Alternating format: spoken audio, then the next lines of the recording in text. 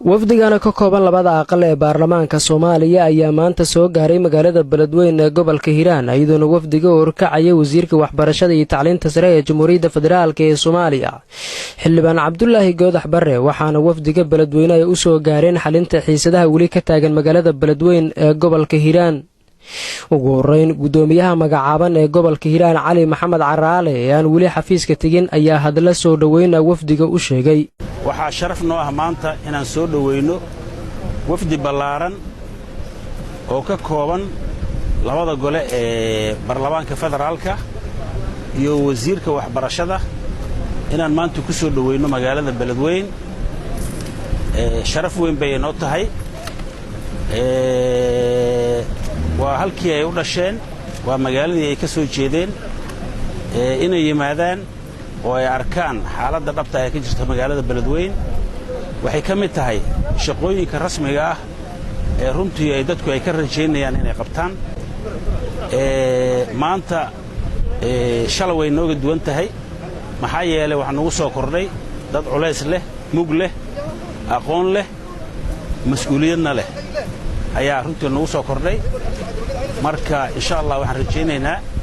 waxyaabaha yararka ah oo jira iyo waxyaabo kale oo maxaan ku raahdaa ka sii duwanba inay noo qabsoomaan wasiirka waxbarashada iyo tacliinta sare ee dawladda federaalka ee Soomaaliya xildhibaan Cabdullaahi Goodax Barre ayaa faahfaahiyay ujeedka ay u soo gaareen Beledweyne waxaan joognaa magaaladii taariikhigeeda caanka ahayd magaalada Beledweyne oo runtii barwaaqo iyo qurux ay ka muuqato ilaahay waa nagu nabad keenay waxaa meeshan socdo wafdi runtii aad u ballaaran oo xildhibaanadii iyo senataradii reer Hiiraan ka kooban hawsheennu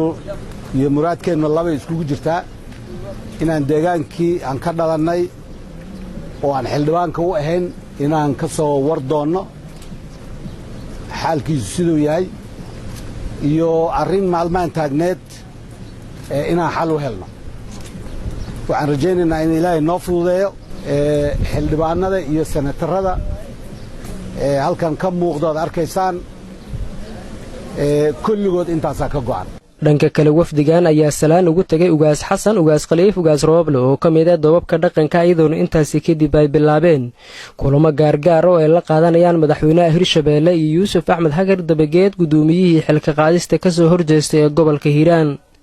waxaa lagu wadaa sidoo kale wafdigan in maalmaha soo aadan ay Beledweyne joogaan ayna ka qayb qaataan xalinta xiisadaha wali ka jira degmada Beledweyne Cabdishakuur Maxamed Xasan ZAB TV Beledweyne